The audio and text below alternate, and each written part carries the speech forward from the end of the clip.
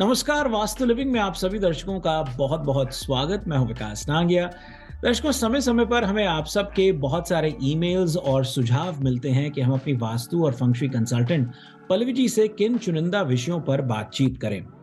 Commercial और residential properties के अलग अलग पहलुओं पर हम उनसे बातचीत करते हैं। इतना नहीं, जब कभी आप चाहते हैं कि हम उनसे करियर के बारे में बातचीत करें, रिलेशनशिप के बारे में, फाइनेंसेस के बारे में, इन सब पहलुओं पर भी हम समय समय पर बातचीत करते रहते हैं। आज आप ही के सुझाव पर हम उनसे बातचीत करेंगे विदिशा और वास्तुदोष पर। आइए सबसे पहले पल्लवी जी का स्वागत करते हैं। पल्लवी जी, वास्तु लिविंग में आपका बहुत बहुत स्वागत है।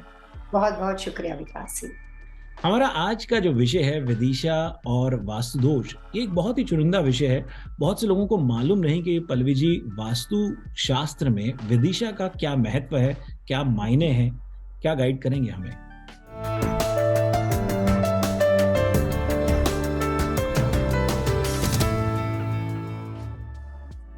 आज के विषय के बारे में ये कहना चाहूंगी कि वास्तु शास्त्र में काफी सारी ऐसी जानकारी है जो आज भी लोगों के पास पूरी इंफॉर्मेशन नहीं है।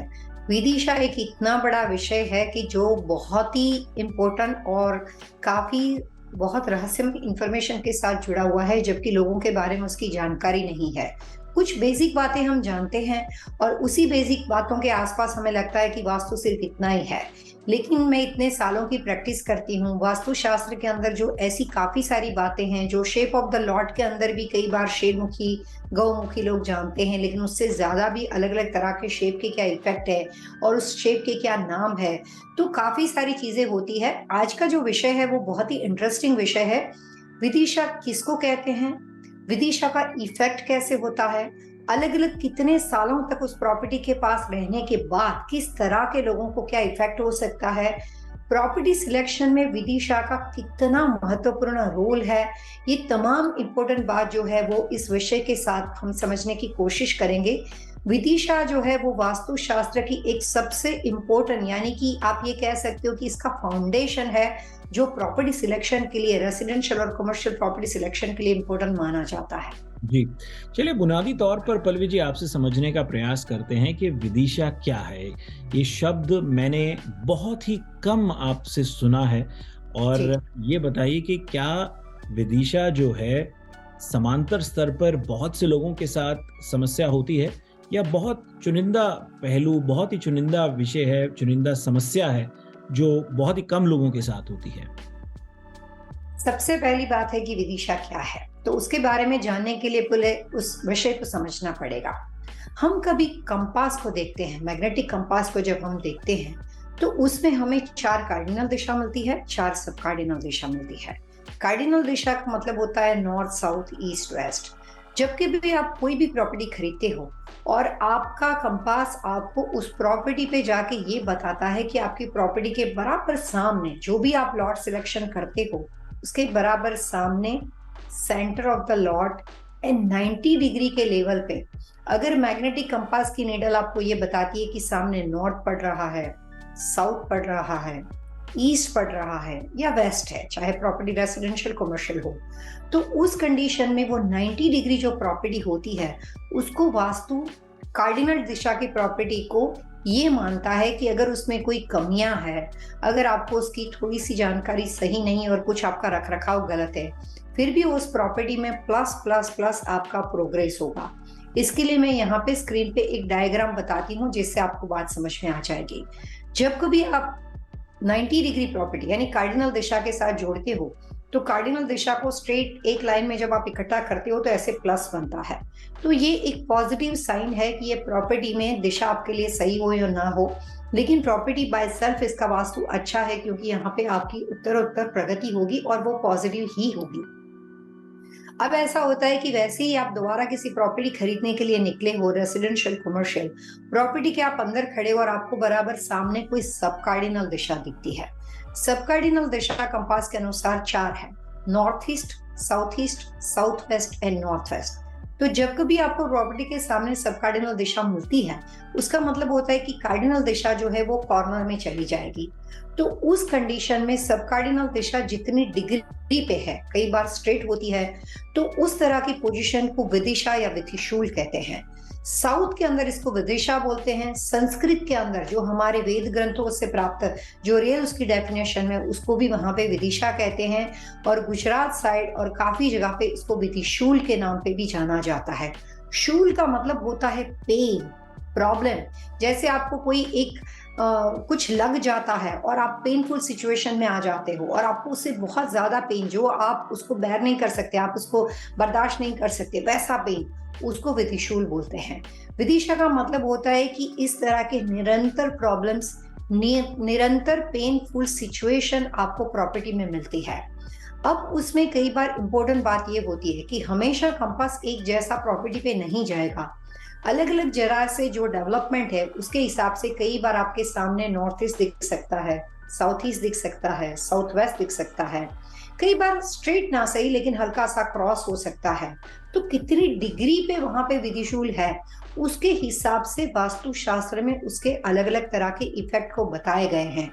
विदिशूल वाली प्रॉपर्टी में जब आप कभी एक डायग्राम में, दोबारा एक स्क्रीन के ऊपर एक डायग्राम आपको जो बता रही हूँ जिससे आपको समझना आसान हो जाएगा, कि विदिशूल वाली प्रॉपर्टी में अगेन जब हम दोबारा चारों कार्डिनल दिशाओं को एक साथ मिलाएंगे तो वहां पे अपने आप क्रॉस पड़ जाएगा। क्रॉस का मतलब होता है ये सही नहीं है, ये करेक्ट नहीं है, ये गलत है, इसको नहीं लेना चाहिए। तो पुराने जमाने में प्रॉपर्टी को समझने के लिए इतने सारे इंस्ट्रूमेंट, इतना सारा एडवांस सब कुछ नहीं था। तो उस वक्त वो हमेशा कार्डिनल और सब कार्डिनल के माध्यम से प्रॉपर्टी की डेफिनेशन बनाई जाती थी कि अगर प्रॉपर्टी में 4 कार्डिनल दिशा मिलती हुई 90 डिग्री स्ट्रेट प्रॉपर्टी है तो वो अच्छी है, वहां पे प्रोग्रेस होगा। अगर वहां पे सब कार्डिनल दिशा सामने है तो उस प्रॉपर्टी को हो सके तो नहीं लेना चाहिए। ऐसी प्रॉपर्टी को विदिशा वाली प्रॉपर्टी कहते हैं, जो एक या दूसरे तरीके से आदमी को पेनफुल सिचुएशन में लाती है और उसकी समस्या बहुत गहरी है। यहाँ पे बात आती है आम आदमी की सोच की और कंसल्टेंट की सोच की। आम आदमी हमेशा जब प्रॉपर्टी खरीदता है तो उसके क्राइटेरिया होते हैं कि घर की दिशा क्या है, घर में सीढ़ियां कैसी है, किचन कैसा है, बेडरूम कहाँ पे होना चाहिए। लेकिन जब वास्तु कंसल्टेंट खरीदता है तो वहां पे सबसे पहले घर के अंदर की सिचुएशन या बिजनेस प्रॉपर्टी के अंदर की सिचुएशन को बिना देखे लॉट सिलेक्शन से बात शुरू होती है। विदिशा और विदिशूल लॉट सिलेक्शन का सबसे इंपॉर्टेंट पहलू है। बिल्डिंग में अगर आपका लॉट सही नहीं है, इसका मतलब ये हुआ कि घर का फाउंडेशन ही सही नहीं है, आपका बेस सही नहीं है। लॉट में घर बनता है, लॉट में बिजनेस कमर्शियल प्रॉपर्टी बनती है। लॉट का वास्तु दोष जो है वो बहुत अहम और गहरा होता है। अगर बाहर से ही चीज सही नहीं है तो उसके बाद अंदर जाके आप अपनी कितनी भी उसके हिसाब से आप उसको मुआवजत कर लो, कितना भी आप उसको संभाल लो, कितना भी उसको आप सही करने की कोशिश करो, बेस गलत होने की वजह से एंड ऑफ द स्टोरी वो प्रॉपर्टी सिर्फ नुकसान की वजह बन जाती है। जी, पल्लवी जी, जहाँ ये समझ आया आपकी बात से कि विदिशा जो है वो लॉट्स का आपने जैसे गाइड किया कि वो लॉट से जुड़ा विषय है और लोगों को उस पर ध्यान देना चाहिए। तो क्या ये ज़्यादा मान्यता सिंगल फैमिली होम से ही जुड़ी है या जो लोग कॉन्डोमिनियम अपार्टमेंट्स में, टाउन होम्स में रहते हैं वहां पर भी विदिशा या वास्तु दोष हो सकता है?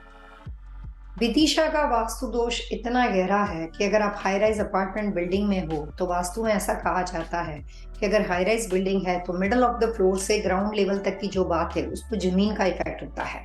मिडल के बाद जो all the way top floor तक की जितनी भी बिल्डिंग के हिस्से होते हैं, अगर 10th फ्लोर का बिल्डिंग है सो फर्स्ट फ्लोर से लेकर, ग्राउंड फ्लोर से लेकर 5th तक उसको जमीन का इफेक्ट होता है। 5th से लेकर 10th फ्लोर तक उसको कॉस्मिक एनर्जी यानी कि उसको जमीन का इफेक्ट नहीं होता है क्योंकि वो ऊपर चला गया है। लेकिन विदिशा और विदिशूल का वास्तु ऐसा है कि आप कितनी भी हाई राइज बिल्डिंग में चले जाओ, single family home, town home, apartment building, कोई भी तरह का कॉन्डोमिनियम हो, रेसिडेंशियल कमर्शियल प्रॉपर्टी हो, हर एक के लिए वो इक्वल इफेक्ट करता है। अगर आपके न्यूयॉर्क में हाई राइज बिल्डिंग में आप रहते हो और आपने जहाँ पे जिस कम्युनिटी के अंदर अपना अपार्टमेंट सिलेक्ट किया है और उस पूरी बिल्डिंग जहाँ पे वो बिल्डिंग डेवलपमेंट जो बिल्डिंग पूरी बनी हुई है उसके ग्राउंड लेवल पे अगर विदिशा वाली प्रॉपर्टी आपकी है तो उसका इफेक्ट आप कोई भी फ्लोर पे चले जाओगे आपके ऊपर इक्वल इफेक्ट गिना जाएगा। विदिशा कॉमन वास्तु दोष है जिसमें व्यक्ति दर व्यक्ति इंडिविजुअल सही होना या गलत होना नहीं माना जाता। जैसे नॉर्थ ईस्ट का टॉयलेट होना वो कॉमन वास्तु दोष है जो हर एक के लिए इक्वल नेगेटिव माना जाएगा। वैसे ही वास्तु शास्त्र में 2 अलग अलग तरह के दोष होते हैं। एक ऐसा होता है जो कॉमन वास्तु दोष होते हैं जो दुनिया में हर किसी यानी कि यूनिवर्स के हिसाब से किसी के लिए अच्छे नहीं होते हैं। एक व्यक्ति दर व्यक्ति वो दोष बदल जाता है। मेरे लिए कौन सी दिशा का सिलेक्शन का घर होना चाहिए, ये बात व्यक्तिगत तौर पे है, वो कॉमन वास्तु के हिसाब से नहीं आएगी। लेकिन विदिशा का होना, नॉर्थ ईस्ट सीवर लाइन का होना, वो कॉमन वास्तु दोष माना जाएगा, जो हर प्रॉपर्टी सिलेक्शन से पहले उसको प्रायोरिटी में उसको ध्यान में रखना पड़ेगा। कुछ ऐसे बेसिक वास्तु दोष है जो हर तरह की प्रॉपर्टी का अच्छा वास्तु खराब कर देते हैं और उससे आदमी को वहां पे फायदा नहीं होता है। विदिशा और वितिशूल वन ऑफ द ऐसा ही वास्तु दोष है जो पूरे प्रॉपर्टी के वास्तु को डिस्टर्ब कर सकता है। बहुत ही दिलचस्प जानकारी पल्लवी जी आपकी ओर से। एक छोटा सा ब्रेक लेते हैं, ब्रेक के उस पार हमारा आज का जो विषय है विदिशा और वास्तु दोष, उस पर बातचीत जारी रहेगी। हम बहुत जल्द हाजिर होंगे।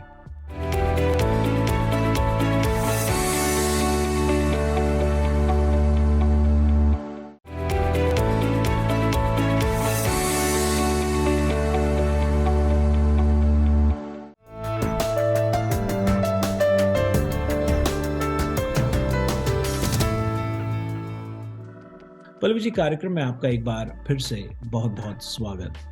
बहुत ही दिलचस्प विषय, और जैसे जैसे आप समझा रहे हैं इतनी सहजता के साथ इसमें रुचि और बढ़ रही है, क्योंकि अब तक आम व्यक्ति, जैसे आपने पहले सेगमेंट में एक दो दफ़ा प्रयोग किया कि आम इंसान को, आम व्यक्ति को इस बात की समझ नहीं आती कि कंपास किस तरह से देखनी है, और उन्हें अगर किसी ने ये गाइड किया हो किसी समय में कि भाई आपके लिए ये सब कार्डिनल दिशा, मान लीजिए नॉर्थ ईस्ट या नॉर्थ वेस्ट सब कार्डिनल दिशा बहुत अच्छी है, तो उनके लिहाज से अगर उन्हें नहीं देखना आएगा तो उन्हें यही लगेगा कि ये मेरे हिसाब से उचित प्लॉट है, जबकि अगर उसमें विदिशूल या विदिशा का कोई वास्तु दोष है तो वो ज्ञान उन्हें नहीं आएगा।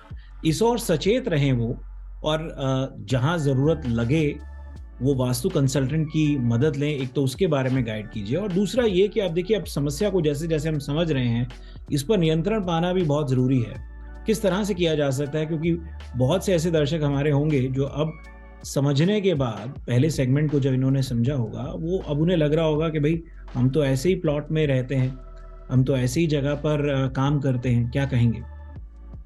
सबसे पहली बात यह है कि जिन लोगों को अभी फिलहाल ऐसी कोई जरूरत है घर और बिजनेस नया लेने के लिए या एग्जिस्टिंग बिल्डिंग लेने के लिए, तो ऐसे तमाम लोगों के लिए ये प्रोग्राम की सारी इंफॉर्मेशन बहुत ही यूजफुल है। और आप कभी भी प्रॉपर्टी सिलेक्शन के अंदर, प्रॉपर्टी सिलेक्शन के दौरान जितना फोकस आप अपने घर और इनसाइड प्रॉपर्टी के अंदर जो भी स्ट्रक्चरल लेआउट में जो भी पोजीशन बनी हुई है उसके ऊपर फोकस करते हो, उसके बजाय सबसे पहले घर के बाहर या कमर्शियल प्रॉपर्टी के बाहर लॉट सिलेक्शन में आपको ये देखना है कि लॉट ये 90 डिग्री कार्डिनल दिशा पे है कि सब कार्डिनल पे है। पहली शुरुआत हमेशा घर या बिजनेस खरीदने के लिए वहां से होनी चाहिए, उसके बाद सब कुछ आता है। 90 डिग्री लॉट इसलिए इंपॉर्टेंट होता है कि जितनी चार डायरेक्शन है उसमें स्ट्रॉन्ग एनर्जी और फोर्सेस है। नॉर्थ जो है उसमें मैग्नेटिक फोर्स है, ईस्ट जो है वहां पे नेचुरल एनर्जी है, साउथ जो है वहां पे जियोपैथिक एनर्जी है, वेस्ट जो है वहां पे मेटल एनर्जी है। सूरज जो है वो ईस्ट से निकलता है, वेस्ट में जाके डूबता है, तो दोनों जगह पे वहां पे उसको इक्वल, यानी कि आपको वहां पे अलग अलग तरह से सन यानी कि शौर्य एनर्जी मिलती है। एनर्जी के स्वरूप अलग अलग है, एनर्जी की प्रकार अलग अलग है, लेकिन एनर्जी वहां से मिलती है। सिर्फ सब कार्डिनल दिशा ऐसी है कि यूनिवर्स के ऊपर जब ये सारा पूरा ये जो प्लेनेट जो है वो सारी चीज जिन्होंने भी बनाई या ईश्वर ने बनाई, तब उन्होंने ये चार पावरफुल कार्डिनल दिशाओं के चार डिफरेंट तरह के नेचर है, अपने अपने स्वभाव है, अपनी अपनी क्वालिटी है और उसकी उपयोगिता है। तो उसको बैलेंस करने के लिए अगर साथ में सब कार्डिनल दिशा नहीं होगी तो हो सकता है कि आपस में टकरा के सब कुछ डिस्ट्रक्टिव यानी कि डिस्टर्ब हो सकता था। तो उसको बैलेंस करने के लिए उसके बाजू में, हर कॉर्नर के बाजू में चार सब कार्डिनल दिशा मिलती है। सब कार्डिनल दिशा में अपने हिसाब से कोई एनर्जी फोर्स नहीं है, वो कंप्लीटली डिपेंड करती है कार्डिनल दिशाओं के ऊपर। जैसे अगर हम नॉर्थ ईस्ट के बारे में बात करते हैं, नाम से ही पता चलेगा नॉर्थ ईस्ट, इसका मतलब होता है कि जब एक स्ट्रॉन्ग फोर्स आपको मिलता है कार्डिनल दिशा से, तो इतनी स्पीड में इतने यूनिवर्स पे वो फोर्स घूमते हैं तो उसका इफेक्ट आसपास की नजदीक की चीजों पे होता है। तो जब नॉर्थ ईस्ट होता है उसमें कुछ हिस्सा नॉर्थ का अपने आप है और उसके पास में जो कि उसके इतनी स्ट्रॉन्ग दिशा ईस्ट है उसका हिस्सा अपने आप है। अगर अपोजिट दिशा में नॉर्थ वेस्ट में बात करते हैं तो अगेन वन मोर टाइम वहां पे कुछ हिस्सा नॉर्थ का है और उसके नेक्स्ट कार्डिनल दिशा वेस्ट होने के बावजूद वहां पे कुछ हिस्सा नॉर्थ वेस्ट का है, तो वैसे वो नॉर्थ वेस्ट दिशा बन गई। ठीक वैसे ही साउथ ईस्ट और साउथ वेस्ट है। तो सब कार्डिनल दिशा जो है वो अपने आप में डिपेंडिंग डायरेक्शन है, उसके अपने खुद के कोई फोर्स नहीं, कोई उसका अपना एलिमेंट या उसकी पहचान नहीं है। वो कंप्लीटली बैलेंस करने के लिए, चार कार्डिनल दिशाओं को बैलेंस करने के लिए सपोर्टिंग एलिमेंट है। किसी भी वजह से आपके रेसिडेंशियल और कमर्शियल प्रॉपर्टी का सिलेक्शन अगर सब कार्डिनल दिशा पे होता है, तो आपके प्रॉपर्टी का जो मेन बेस है, जो आपकी प्रॉपर्टी का मेन जो सबसे ज्यादा पावरफुल एनर्जी फोर्स होना चाहिए, वो सब कॉर्नर में चले जाते हैं, सामने से नहीं मिलेंगे, और डिपेंडिंग डायरेक्शन आपके सामने आ जाती है। तो उस कंडीशन में उस प्रॉपर्टी सिलेक्शन करने वाला जो व्यक्ति होता है या वहां पे रहने वाला जो परिवार होता है, वो अपने आप ही वहां पे एनर्जी फोर्स डिस्ट्रक्टिव हो जाने की वजह से, वहां पे डाइवर्ट हो जाने की वजह से जो प्रॉपर्टी आपकी है वो हमेशा सपोर्टलेस होती है। सपोर्टलेस का मतलब होता है हम हमेशा हर चीज के लिए किसी के ऊपर डिपेंडेंट रहेंगे। तो जिसकी शुरुआत ही ऐसी होती है, जो आपको हर चीज पे डिपेंडेंट करे, उसका रिजल्ट आगे चल के वैसा ही होता है। अब कई बार पुराने जमाने में प्रॉपर्टी सिलेक्शंस पहले यही सब इंपॉर्टेंट बातों को ध्यान में रखकर एक रूल्स था कि कोई भी घर और बिजनेस सिलेक्ट किया जाता है या बनाया जाता था, वो सिर्फ और सिर्फ 90 डिग्री को ध्यान में रखकर ही बनाए जाते थे। आजकल बहुत सारा कंस्ट्रक्शन है, बहुत सारा डेवलपमेंट हो गया है, आगे ना आगे चीज बढ़ती जाती है। तो इस तरह की कंडीशन में 90 डिग्री का होना ना होना ज्यादा मैटर नहीं करता है। लोग प्रोफेशनल है, जिस तरह से डेवलपमेंट मिलता है, जैसे स्ट्रीट निकालनी है, सबसे ज्यादा लॉट वहां पे बन सके वैसा डेवलपमेंट बनाते हैं, सबसे ज्यादा जगह का यूज हो सके वैसे बनाते हैं। जगह एक्सपेंसिव हो गई है, तब जाके ये सब चीजों का अहमियत खत्म हो गया। लेकिन वास्तुशास्त्र आज भी वही है, उसके प्रिंसिपल वही है। सो कार्डिनल और सब कार्डिनल दिशा के अंदर मैग्नेटिक कंपास के बिना इसको समझना ऑलमोस्ट नामुमकिन है। पर कितनी डिग्री पे है उसके हिसाब से उसके इफेक्ट है। 2 से 5 डिग्री तक का अगर वितिशूल होता है तो वो आपको इतना ज्यादा नुकसान नहीं करता है, वो फिर भी इजीली मैनेजेबल होता है, क्योंकि तुरंत ही आपको उसके बाद कार्डिनल दिशा मिल जाती है। लेकिन कोई भी मोर देन 5 डिग्री का जो वितिशूल होता है, वो तमाम वितिशूल के जो नेगेटिव इफेक्ट वास्तुशास्त्र में बताए हैं वो बहुत ज्यादा सीरियस है और बहुत ज्यादा नुकसानदेह है। नॉर्थ ईस्ट का अगर आपका वितिशूल है तो वो अपने आप में कुछ नुकसान लेकर आता है। वैसे चारों डायरेक्शन के वितिशूल जो है वो अलग अलग समय के पर्यांत अगर उस प्रॉपर्टी में आप रहते हो, जैसे आपको 7 साल हुए, 8 साल हुए, 9 ईयर्स हुए, उसके बाद ये विधिशूल के इफेक्ट शुरू हो जाते हैं। और अलग अलग विधिशूल में उसके उपाय भी अलग अलग है। प्रॉपर्टी सिलेक्शन से पहले अगर ये सब चीजें पता है तो कॉमन वास्तु के हिसाब से मैं एक ही टिप्स देना चाहूंगी कि विधिशूल वाली प्रॉपर्टी को अवॉइड करना चाहिए। और खास करके ऐसा विधिशूल जो विधिशूल के साथ रोड इनऑस्पिशियस रोड डायरेक्शन हो, जैसे टी जंक्शन का रोड हो, वाई जंक्शन हो, तो विधिशूल एंड टी जंक्शन वो दोनों साथ में आसपास में मिलेंगे। टी जंक्शन प्रॉपर्टी के बाहर होता है और उसके बाद नेक्स्ट आपकी प्रॉपर्टी में विधिशूल हो जाता है। तो रोड पोजीशन एंड विदिशा ये दोनों अगर इकट्ठे हो जाते हैं तो उस प्रॉपर्टी में बहुत ज्यादा डिस्ट्रक्टिव चीजें दिखाई देती है। और वहां पे फिर आपके हर पॉजिटिव प्रयास करने के बावजूद भी सही दिशा में घर में आप मंदिर रख देते हो, किचन पोजीशन सही दिशा में, उसके बावजूद भी वहां पे सिर्फ और सिर्फ नेगेटिव इफेक्ट जो है वो बहुत ज्यादा दिखाई देती है। जी पल्लवी जी, कुछ ये नेगेटिव इफेक्ट्स के बारे में गाइड करेंगे कि किस तरह के मतलब वो हेल्थ से जुड़े हो सकते हैं, फाइनेंसेस से जुड़े हो सकते हैं, रिलेशनशिप से जुड़े हो सकते हैं, करियर से जुड़े हो सकते हैं, थोड़ा बताएंगे। और ये भी थोड़ा गाइड कीजिए कि जो विदिशा और उससे जुड़े जो वास्तु दोष हैं उसका प्रभाव रेजिडेंशियल प्रॉपर्टी पे ज्यादा होता है या कमर्शियल प्रॉपर्टी पे ज्यादा होता है?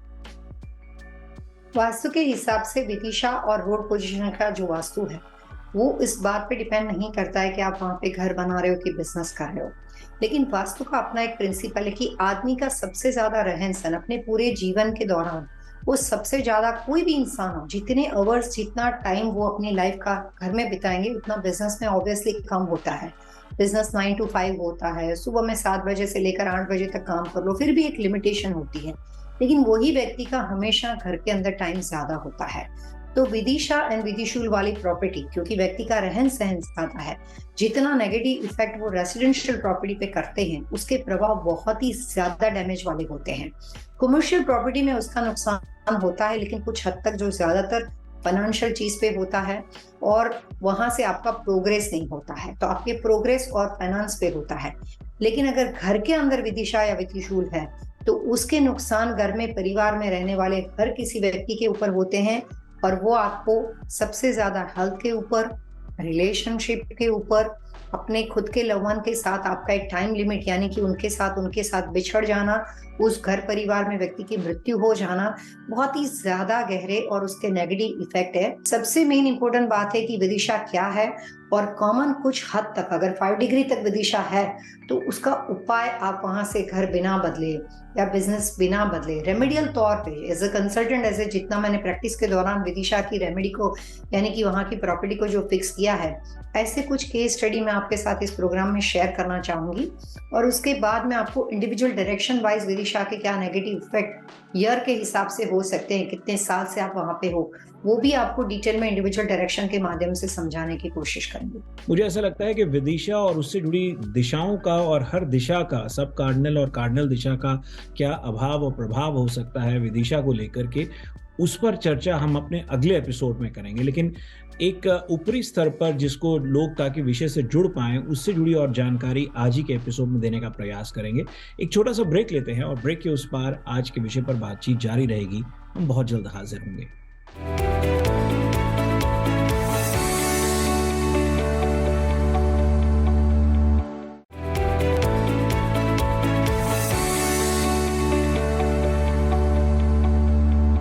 ब्रेक के बाद वास्तु लिविंग में आप सभी दर्शकों का एक बार फिर से स्वागत। मैं विकास नांगिया। आज हम अपनी वास्तु और फंक्शुई कंसल्टेंट पल्लवी छिलावाड़ा जी के साथ बातचीत कर रहे हैं विदिशा और वास्तु दोष पर।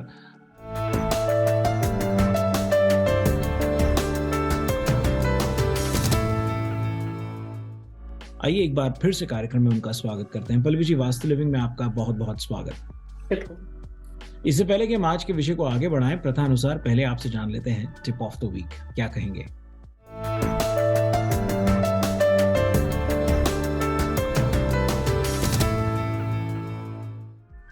विदिशा वाली प्रॉपर्टी के ऊपर खास ये बात कहना चाहूंगी कि जैसे आप कंपास लेते हो और आपको लगता है कि मेरी प्रॉपर्टी विदिशूल वाली है या विदिशा वाली है, तो ऐसे तमाम लोगों को मैं एक कॉमन टिप्स देना चाहूंगी कि ऐसी प्रॉपर्टी पे कुछ चीजें कंप्लीटली यूज नहीं करनी चाहिए। उसमें सबसे बड़ा प्रयोग है विंड चाइम्स का। विंड चाइम्स कई बार हम घर के बाहर के एरिया में फॉर में लगा देते हैं, मेन डोर के ऊपर लगा देते हैं। अगर बिजनेस प्रॉपर्टी है तो हम आमतौर पे डोर पे लगा देते हैं ताकि कोई क्लाइंट आए, कस्टमर आए तो हमें उसकी आवाज से पता चल जाए। तो विदिशूल वाली प्रॉपर्टी का पहला रूल्स ये है कि वास्तु शास्त्र के हिसाब से रेसिडेंशियल और कमर्शियल प्रॉपर्टी जहां पे भी विदिशूल हो, उसके फ्रंट ऑफ द प्रॉपर्टी और उसके इनसाइड भी किसी भी कॉर्नर में हो सके तो विंड चाइम्स का प्रयोग नहीं करना चाहिए। कोई भी तरह का फ्रंट में मिरर रिफ्लेक्शन हो, उससे विदिशा की जो नेगेटिव इफेक्ट है वो बहुत ज्यादा बढ़ जाती है। तो घर का मेन दरवाजा हो, कई बार हम मेन डोर सिलेक्शन करते हैं तो उसमें एक रिफ्लेक्शन होती है।